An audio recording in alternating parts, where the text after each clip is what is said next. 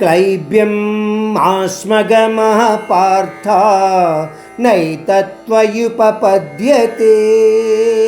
క్షుద్రం హృదయ దౌర్బల్యం త్యక్త్వోత్తిష్ట పరం తప. అందువలన అర్జున, నువ్వు భయానికి లోను కాకుండా నీ యొక్క ధర్మాన్ని పాటించడానికి ప్రయత్నించు. క్షత్రియుడిగా నీకు భయము ఉచితము కాదు.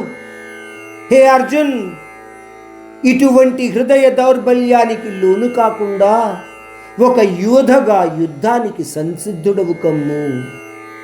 శ్రీకృష్ణుడు మరీ అర్జునుడిని, నీది రాజధర్మము, దాని లక్షణాల ప్రకారము నీలో దేని మీద బలహీనత ఉండకూడదు, పిరికితనము ఉండకూడదు, యుద్ధము చేయడమే ధర్మము అని అంతకు ముందు శ్లోకాల ద్వారా కూడా చాలా మార్లు తెలియచేశాడు.